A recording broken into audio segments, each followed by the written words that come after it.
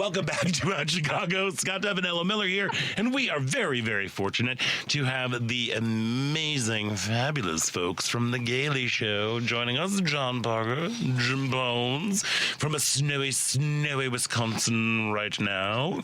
Thank you for joining us, you guys. Again, I really appreciate it. And make sure you check out their show right here on WCPT at 10 o'clock on the weekdays. I kind of want to shift gears and say, like, okay, so let's be truly gay and let's talk about pop culture. You know, what were some moments for you? Like, first of all, we have not been on the air since the death of Rob Reiner and his wife. Oh, that was a horrifying, kick in the gut, horrible situation. And wow.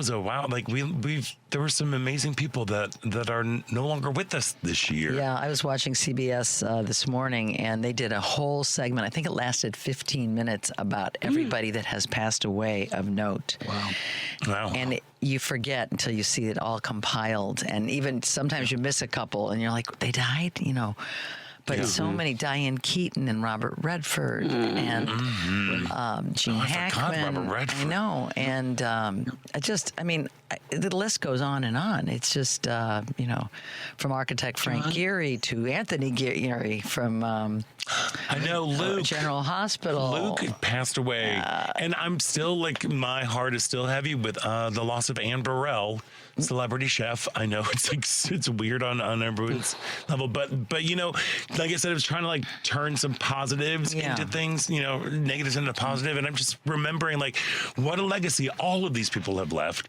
But for me, particularly with Anne, because she really instilled in me a love for cooking and a love for being fearless and in the kitchen and going and exploring. And because of her, I started writing a food blog, and because I started going, like, Look, I really wanted to be a career in food television. I really did. And I have been so close so many times, you know, like with Food Network Star and then this show for Netflix. Like, she instilled the confidence and the joy of cooking in for me. So like that's one of the positive things that I will take away. You guys, what stood out for you in terms of pop culture this year? I want to mention two things from Chicago that I'm really proud that you folks had there, and I'm jealous that you had it. There was a production of Angels in America, which we talked to the director, but we didn't get down there to see it. When we came down and saw you, we were a week after that show had run. But we were really jealous that you had the full thing and that it ran that long. That was fantastic. And you also had, at Steppenwolf, you had a production of Amadeus, and David Darrow is a friend of mine. He played Mozart, and I heard that the production was really great. So those are two Chicago is such a great theater town, things that I wanted to mention. Yeah, there were some great shows this year. There was one called 42 Balloons, Chicago Shakes, the Billie Jean story, Billie Jean King, also at Chicago Shakes. Chicago Shakes knocked it out of the park this year. They totally did. You know, and then, you know, that Shakespearean classic, Paranormal Activity. And Paranormal Activity was great. That was great, y'all, too. If it comes to a city near you, or if it comes to a city, I think it's picking back up after the holidays. And I want to say maybe in D.C. or San Francisco. I know it's going to D.C. and San Francisco. If you are anywhere near it, you guys, you have to go see it. It is so good. There were so many things that happened on stage. I'm like, how did they do that? How did they do that? And actually, and I ran into somebody at the Snack Factory who had like a Paranormal Activity, the show jacket on. I'm like, did you work on that? He's like, yes, and we've signed NDAs. I'm like, damn it. Yeah, you can't get any info on those little tricks they did on stage, but that was a great, Shannon Cochran was fantastic in that. Yeah, it was a great year in theater in Chicago. It was. Really, really. It always is, but this year was really exceptional. So I've got again, I don't want to be sad sack, but I'm going to be a little, just kind of point up a question. So it used to be so very easy. Now I'm like, see, you can tell it's my birthday. Because I'm like, back in the day. Oh, boy. He's waxing poetic. I'm getting all nostalgic. But, like, to me, one thing that I'm that I also kind of became very, very clear is there are very few cultural moments that unite us as a country. There used to be, back in the day, there used to be like must-see TV. There used to be, even like HBO and all those things, or there was like the Super Bowl, maybe the like war shows, but there's nothing, everything is so disparate and personally curated that we don't share anything as a culture anymore. Do you guys have any thoughts on that, John? You're correct. Yeah. Thank you. I'm very smart. No, I think there are, and it's not, I'm so disconnected on social media. I have like one account now. I think there are things that happen, like a trend or a viral thing, you know what I mean, that can sort of unite folks or, people sort of collectively experience. But I agree. There's so very little. Maybe election results in the Super Bowl are the things that we experience. I think so. Yeah. But even like those viral moments are so short-lived, and they're almost panic-inducing. If that makes any sense, like, especially when it comes to, it's like, we got to do this, we got to do this. Like, like some sort of stupid, TikTok cooking thing has to happen. Like, we got to get it now. We got to do this and blah, blah, blah, blah, we're going to, and then it's like this high speed, high velocity for about a week. And then it's gone forever. It's short attention span. It's the world as we know it now. Yeah. Like, I don't know. I think in some ways the streamers have sort of created this monster with short seasons and always having to have something new, because in their research tells them that something new brings in new viewers or retains old viewers. And there's such turnover at the streamers. And of course, the networks are scrambling to keep up too. So they've created this very short, everything is in these tiny little bite-sized pieces. And one thing that we've learned, John, I don't know if you want to talk about this or not, but on our YouTube stuff, some of our shorts, they don't want to listen to the whole program. They want to listen to just one part of the conversation. Yeah. They only want to listen to 5 minutes of it instead of the full hour program. No, shorts are literally a minute long, and people's attention spans are so small, they stay for about 25 seconds and then they bounce. Yeah. Wow. I mean, like that is something that kind of gives me pause, because I also grew up at the time of like, there was a whole summer that America debated who shot JR. Right.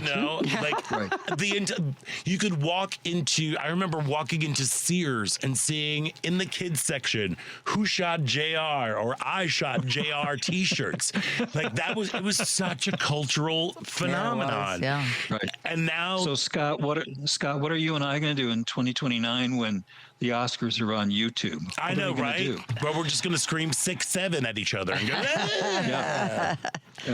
Exactly. That one I still don't understand.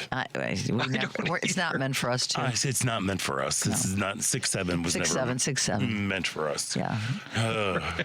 Anyway, but so I began our conversation talking about like all of the really just kind of just mind-boggling. Like it is genuinely mind-boggling about all of the atrocities and the horribleness that this administration has been doing. Is that what did you find that was there you could cling a little hope onto? Like you were able to like, we're gonna be okay. We can do this. We can get through this. Ooh, yeah, that was. There were. So I don't in Minnesota, and I still need to like fact check this, but we have a representative here, state representative Lee Finke, who was the first trans person ever elected to a state seat. And when I talked to her in November, she said, as of our interview date, which was the week before Thanksgiving, she said no healthcare provider in Minnesota had stopped providing gender affirming care for kids, and we were the only state to do so. Wow. She's a legislator, so she's probably got those facts there. I'm still trying to gather all of that because we had something happen in the past week that may have ended that. But that to me was very heartening that there are still states with legislators and governors who are saying, no, we actually don't need to toss over queer people and trans people to win elections. You know, when I saw Jen Psaki on MS Now say that Winsome Earl Sears' gubernatorial campaign in Virginia, 56 or 57% of their advertising was anti-trans ads, and she lost by double digits. That to me was like, okay, they've played that card as far as they can, politically speaking anyway, electorally speaking, and it's lost its, magic for them, I guess you could say. It doesn't mean that America is any less anti-trans, but as a political issue, maybe that's passed, right, as well. So I would also encourage people to look up Representative Christian Phelps in Wisconsin. He's in the Eau Claire area. He's a Democratic socialist. He's young.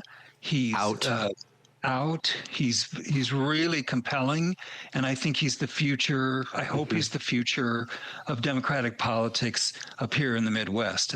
That's my hope anyway. He gave me a lot of hope this year.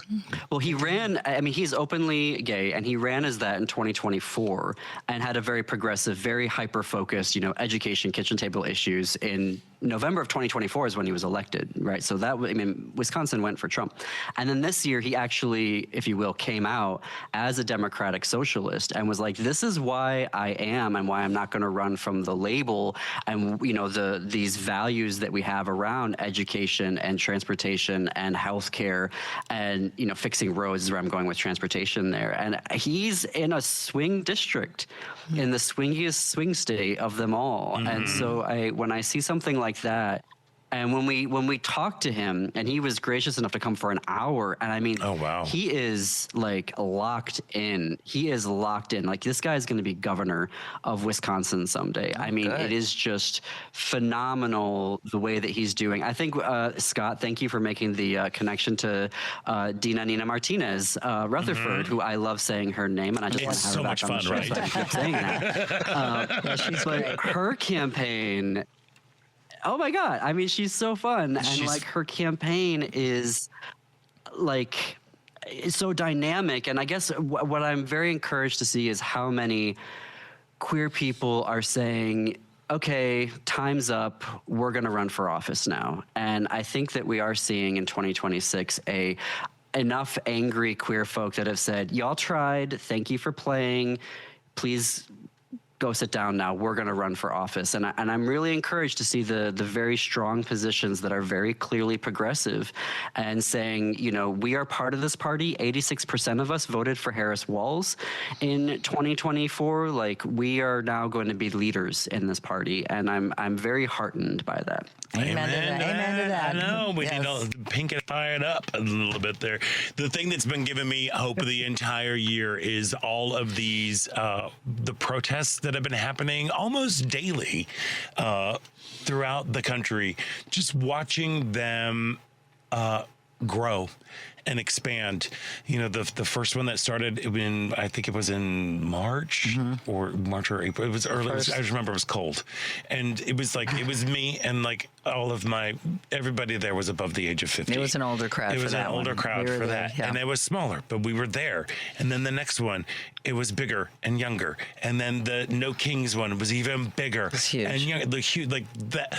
The folks seeing, understanding that what it takes to come out of your house. What are the issues that are going to make you take to the streets? And people are really finding the courage, because it can be scary, but watching your neighbors come out and being a part of that community. And also with the ICE and the Border Patrol arresting innocent people.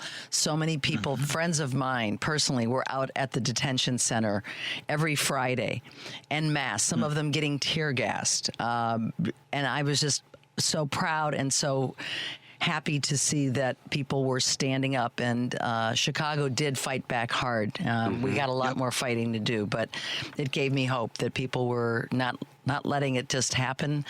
Neighbors coming out and putting their own selves at risk. Neighbors 3 blocks from us getting tear gas because they questioned these goons that were taking these innocent people. So that gives me hope. And also the Dems in the fall election. Fall election. Like I mean, so many won, and that gave me hope as well. Look, all right, y'all. I could talk to you two for about like another 87 hours, and you might be able to because you're going to be in a little snowy paradise. But John Parker and Jim Pounds from the Gaily Show, we have to say goodbye to you, and thank you so much for joining us today. Yes.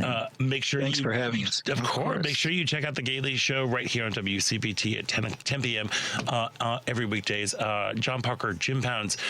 Happy New Year. Happy New Year to you both. Thank you. Happy New Year. Happy birthday. Thank you. Thank you. And thank you for helping us see a little hope as we springboard into 2026. So have a wonderful day. Enjoy the snow. Be snuggly.